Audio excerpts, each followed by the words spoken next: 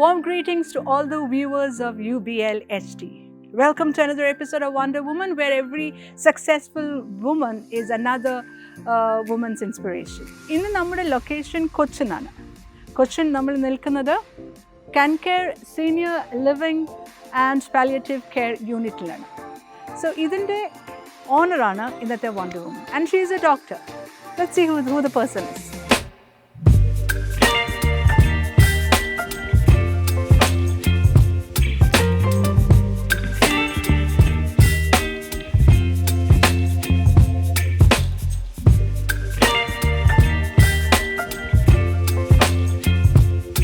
With us, Dr. Sarah Thomas.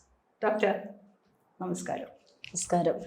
Sarah, like, what is Sarah Thomas? Yeah, I'm Dr. Sarah. I'm actually a radiation oncologist by training. Now I run a senior care center. Cancare nanu sthavanathinte peru. Cancare Senior Care. So primarily we are into taking care of sick elderly. I've been running this center now for the last 4 years. It's based out of Kochi. Okay. I'm married. I have 2 kids. My daughter's studying for engineering in first year. My son is in the 11th standard. My husband is an IT professional. You have your husband's support for this completely, right? I mean, he's totally in another field. Yeah, behind every successful woman is a man, because I think if he had not supported me, I really would not have been able to venture out. Yeah, he has been a big support all the way. Even now, he looks. But you take care of Cancare completely. Yes, I take care of running the day-to-day operations. I take care of the staff, the patient care. All the outbound activities like... How many staff do you have here?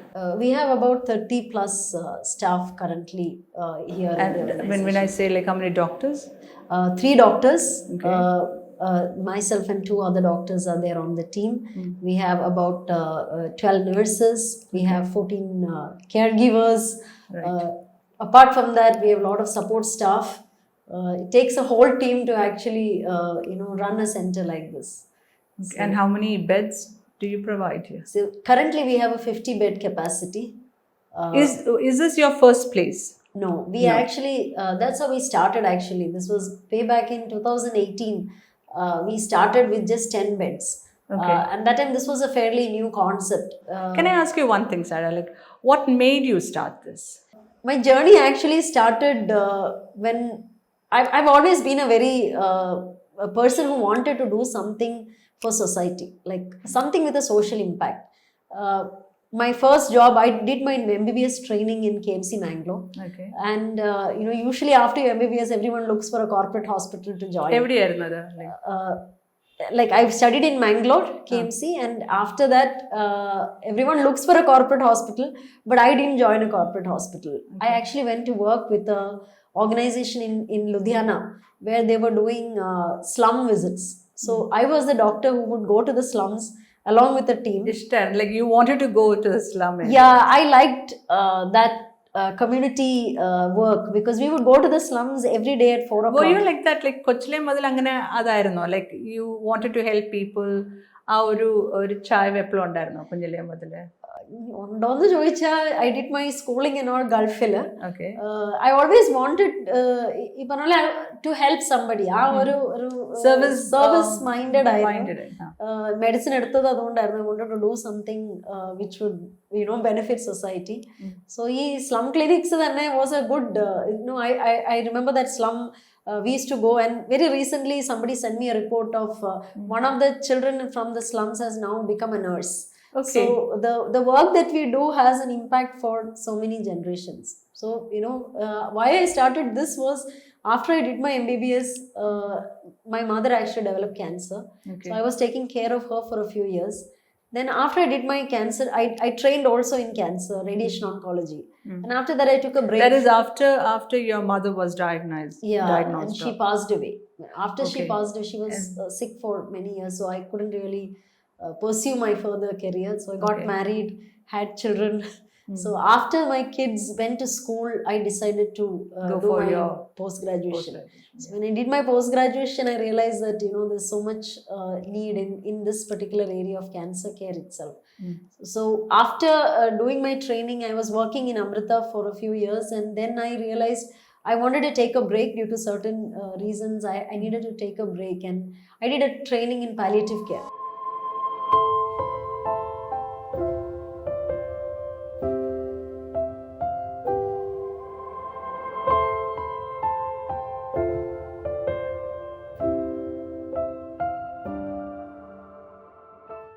You said like അമ്മയുടെ അസുഖമാണ് oncology എടുക്കാനായിട്ട് ഇത് ചെയ്തത്. So what about this one, this area, palliative care എന്നുള്ള ഒരു concept? Where did that develop? Actually, two things. One, though being a doctor and also a patient's relative, I saw both sides of the picture. നമ്മൾ ഒരു ഡോക്ടറായിട്ട് ഒരു പേഷ്യന്റിനെ deal ചെയ്യുന്നതും ഒരാള് patient ആയിട്ട് നമ്മൾ ഓരോ തവണയും കീമോതെറാപ്പിക്ക് പോകണം, ബ്ലഡ് അറേഞ്ച് ചെയ്യണം, അത് കഴിഞ്ഞിട്ടുള്ള ഇറ്റ് കംസ് ടു എൻ്റെ മദറിന്റെ ഒരു സിറ്റുവേഷൻ വന്നു വേർ ദേ സെഡ് ഇനിയും പ്രത്യേകിച്ച് ഒന്നും ചെയ്യാനില്ല. പക്ഷെ എന്നാലും വീട്ടിൽ വന്നിട്ട് ഒത്തിരി she was 60 when she was diagnosed. ഒരു 65 ഒക്കെ ആയപ്പം പ്രത്യേകിച്ച് ഒന്നും ചെയ്യാനില്ല എന്നുള്ളൊരു സിറ്റുവേഷൻസ്. ഓൾമോസ്റ്റ് ഒരു 1 year ട്രീറ്റ്മെന്റ് ഒന്നും ഇല്ലായിരുന്നു. പാലിയേറ്റീവ് ആയിട്ട് നമ്മൾ ട്രീറ്റ് ചെയ്തു. പക്ഷെ ആ ഒരു സമയത്ത് she had lot of problems which because I was a doctor it was easier for me to manage things. But ഞാൻ അന്നേരം ആലോചിച്ചു, ഈ ഡോക്ടേഴ്സ് അല്ലാത്തവർ എന്ത് ചെയ്യും? പാലിയേറ്റീവ് എന്ന് പറയുന്നത് it is not that nothing, no more treatment എന്നല്ല, they have symptoms which need to be treated.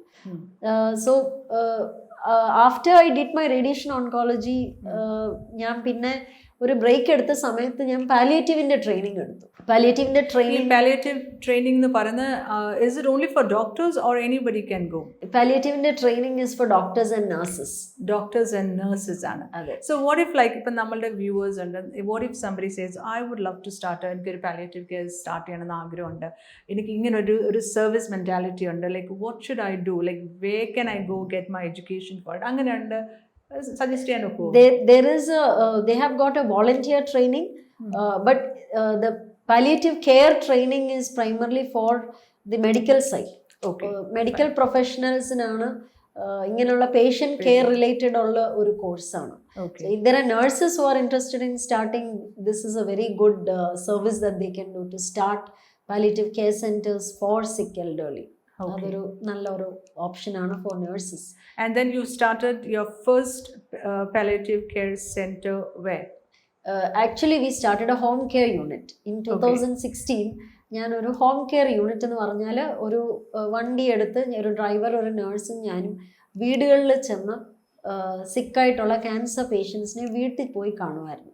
So that was how we initially started. അതെങ്ങനെ എങ്ങനെ അറിഞ്ഞു ലൈക്ക് ഇന്നടുത്തുണ്ട് എന്നുള്ളത് നിങ്ങൾ തന്നെ പോയി കണ്ടുപിടിക്കായിരുന്നോ?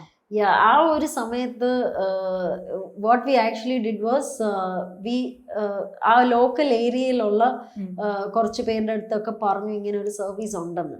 പക്ഷേ ഏറ്റവും വലിയ പബ്ലിസിറ്റി വേർഡ് ഓഫ് മൗത്ത് ആയിരുന്നു. ഞങ്ങൾ ഒരു പേഷ്യന്റിനെ കാണാൻ പോകുമ്പം അവര് തന്നെ അടുത്ത റെഫറൻസ് തരും. അങ്ങനെ ഒരു 1.5 വർഷം കൊണ്ട് ഏകദേശം 200 പേഷ്യൻസോളം ഞങ്ങള് 2016 തൃക്കാക്കര തൊട്ട് തേവര വരെ ഞങ്ങൾക്ക് അന്ന് three people. One driver ഉണ്ട്. ഞാനൊരു ഡോക്ടർ, ഒരു നേഴ്സ്, ഒരു ഡ്രൈവർ, അങ്ങനെ 3 പേര് മാത്രം വെച്ച് തുടങ്ങിയത്. അപ്പൊ നിങ്ങൾ ഇതിനു വേണ്ടി വണ്ടി എടുത്തു? അത് എന്റെ വണ്ടിയായിരുന്നു. അപ്പൊ എന്റെ വണ്ടിയുടെ ബാക്കിൽ ഞാനൊരു ബോർഡും വെച്ചു.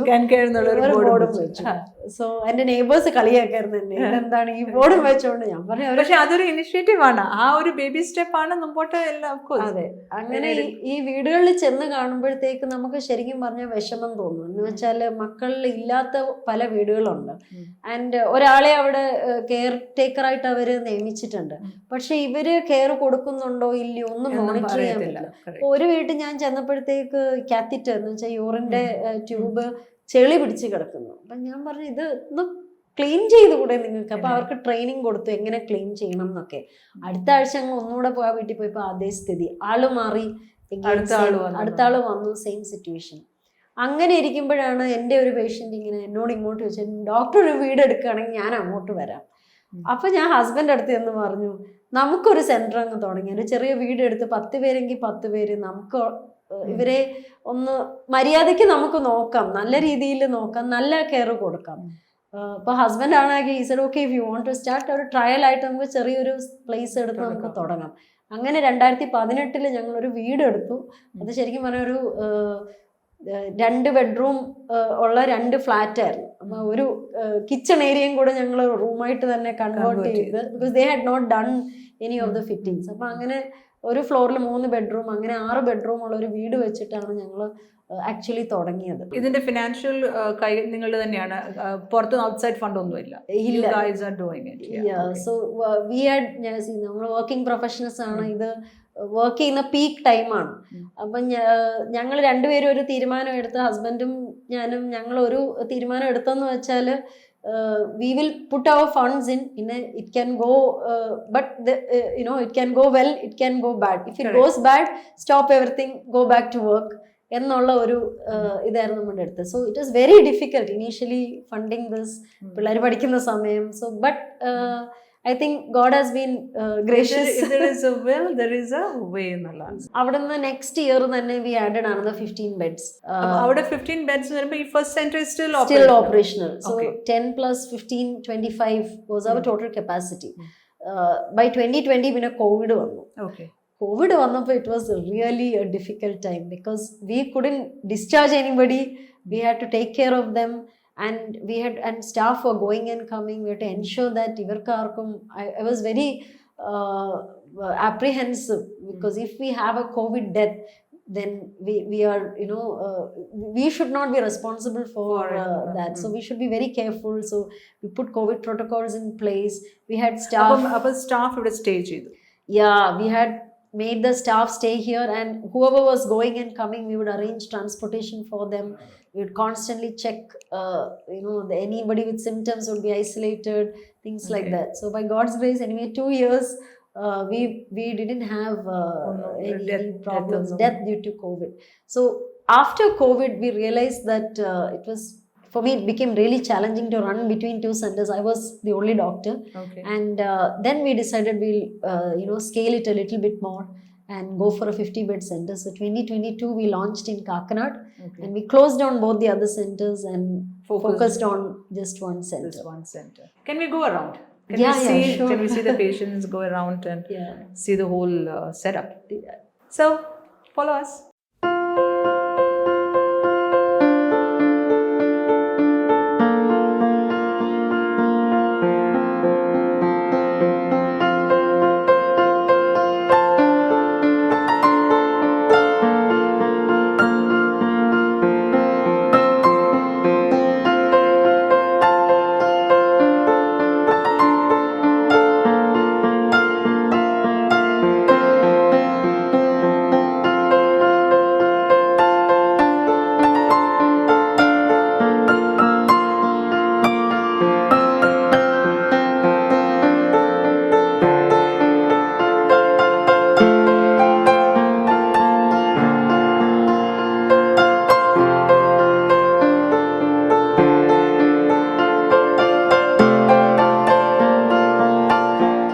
സാറേ, നമ്മളിവിടെ ഇപ്പം കുറേ പേരെ കണ്ടു അല്ലേ? അപ്പം പക്ഷെ നമ്മൾ അഡ്മിഷൻ കൊടുക്കുന്നത് എങ്ങനത്തെ ടൈപ്പ് ആൾക്കാർക്കാണ്? നമുക്കൊരു അഡ്മിഷൻ ക്രൈറ്റീരിയ എന്ന് പറയുമ്പോൾ, വൺ ഈസ് സിക്ക് എൽഡർലി, ദേ നീഡ് അസിസ്റ്റൻസ്. ഒന്നെങ്കിൽ കുളിക്കാനുള്ള അസിസ്റ്റൻസ്, ബേതിങ് അസിസ്റ്റൻസ് എന്ന് പറയും, ടോയ്ലറ്റിംഗ് അസിസ്റ്റൻസ്, അവർക്ക് തന്നെ നടക്കാൻ പറ്റുന്നില്ല, or they have some underlying disease.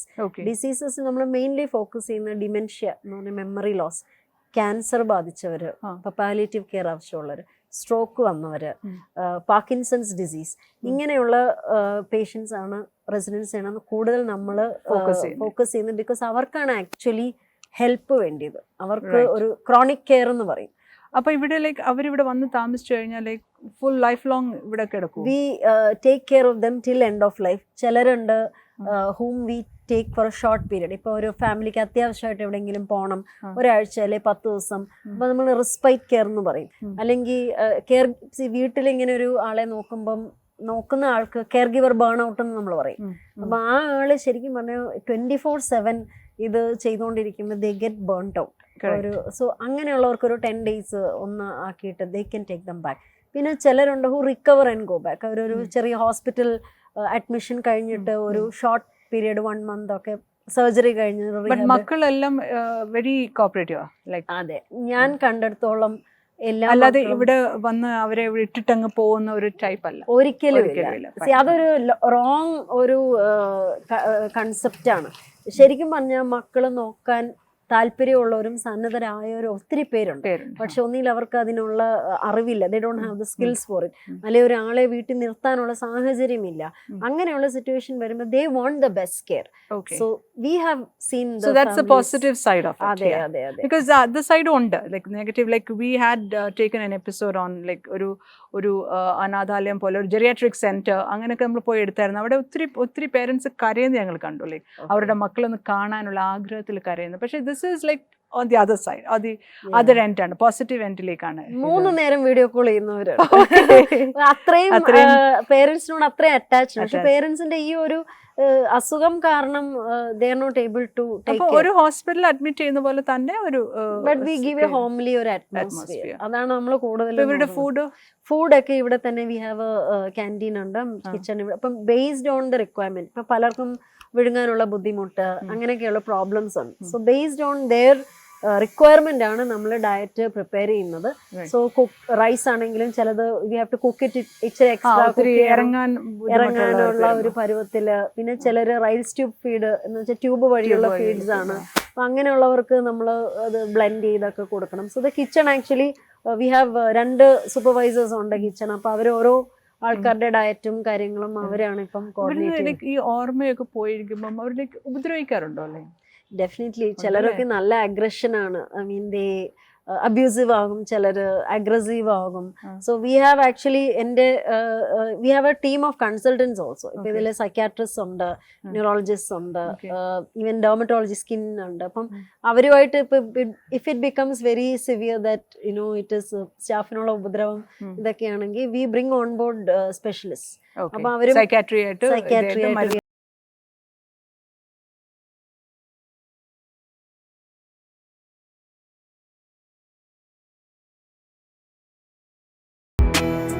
Sir ഇത്രയും നിങ്ങൾ ഇവിടെ ചെയ്യുമ്പം do you have plans to expand? Yes, we have plans to expand. Okay, എൻ്റെ ഒരു ആഗ്രഹം എന്ന് വെച്ചാൽ പലയിടത്തും ഇങ്ങനത്തെ ഹോംസ് തുടങ്ങണം. And I want to empower others to start. ഇപ്പൊ ഒരാൾക്ക് ഇങ്ങനെ തുടങ്ങണം എന്നുള്ള ഒരു താല്പര്യം ഉണ്ടെങ്കിൽ we want to help others to start എന്നുള്ള ഒരു പ്ലാൻ ആണ് എനിക്കുള്ളത്. Rather than us doing everything, we can work with people who have a similar passion. ഇപ്പൊ കെയറിംഗ് എന്ന് പറഞ്ഞത് ലേഡീസിനുള്ള ഒരു നാച്ചുറൽ ഇൻബിൽറ്റ് കഴിവാണ്. അപ്പം to actually use this also as a method to serve society and also earn a livelihood, then we are helping the community as well as it's a good ecosystem, I think. So I would say, like, I would tell my viewers, like, if anyone wants to start something, anything related to this, you can always contact Dr. Sarah Thomas. Yes, we'll be happy to help. Yeah, sure. So നമ്മളിപ്പം towards the winding ലേക്ക് വരുവാ. നമ്മളെപ്പോഴും പറയും നമുക്ക് like anything that Sarah wants to communicate to our viewers as a woman, ഒരു inspiration ആയിട്ട് നമ്മുടെ വ്യൂവേഴ്സിന്. Do you want to talk? I think one thing I want to say is നമ്മൾ ചെറിയ steps എടുക്കുക. You want to start something, you want to do something, start with the smallest thing, start with the nearest available opportunity. ഇപ്പൊ എനിക്ക് അന്നുണ്ടായിരുന്ന I had a car, 3 people, driver, the nurse and the doctor and a vehicle. എൻ്റെ സ്വന്തം വണ്ടിയായിരുന്നു. Start with what you have, but start. ഞാൻ പലരെയും കാണുമ്പം they are hesitating to start, but I see start ചെയ്യുമ്പോഴാണ് നമ്മൾ പലതും പഠിക്കുന്നത്. ഫെയിലിയേഴ്സ് പേടിക്കുന്നുണ്ട് ആൾക്കാർ. അതെ അതെ, ഫെയിലിയേഴ്സ് ഉണ്ടാകും, പരാജയങ്ങൾ ഉണ്ടാകും. ഐ റിയലി ഫെയിൽഡ് മിസറബിളി കുറെ. പക്ഷേ keep going and keep learning from those failures. And I always feel that there should be something that you contribute to society. നമ്മൾ വേറൊരാൾക്ക് എന്തെങ്കിലും നമ്മുടെ ലൈഫ് ടൈമിൽ if we are able to do, that is a big achievement.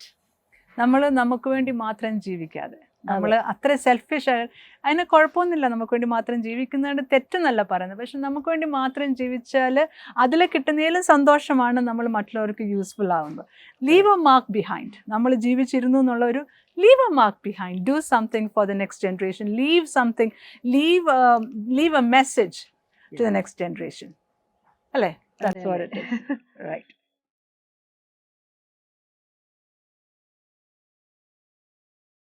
So, Sarah, നിങ്ങളുടെ ഇവിടുത്തെ strength women ആണ് കൂടുതൽ അല്ലേ? ടോട്ടൽ എത്ര ഉണ്ടെന്ന് പറഞ്ഞ staff? We have about 30. 30 and പക്ഷേ ഇപ്പോൾ ഉള്ള ഗ്രൂപ്പ് വളരെ ചെറുതാണ് ബിക്കോസ് ലഞ്ച് ടൈം ആണ്. So they are all very busy. So നമ്മൾ വൈൻഡപ്പിലേക്ക് വരികയാണ്. No matter what happens, how bad the day is, it's still okay. ഒരു നാളെ better tomorrow you will always have എന്ന ഹോപ്പിലാണ് ഇവിടെയുള്ള ഓരോ റെസിഡൻസ് വരുന്നത്. സോ ആൻഡ് അവരുടെ ആ ഹോപ്പിനെ like you will surely have a better tomorrow എന്നുള്ള ആ ഹോപ്പിനെ സപ്പോർട്ട് ചെയ്താണ് ഈ ഒരു full gang with doctor Sara തോമസിന്റെ കീഴിൽ ഒരു ഫുൾ ഗ്യാങ് തന്നെ അവരെ അവരുടെ ഒരു നാളത്തെ ഒരു ബെറ്റർ ടുമോറോയിലേക്ക് കൊണ്ടുവരികയാണ് ഇവരെല്ലാം ട്രൈ ചെയ്യുന്നത്. So we all support this good cause of yours, Sarah. We all support, and I'm sure the viewers will also support you. So with this, we wind up today's episode. Me Priya Jacob signing off until we meet next. Bye.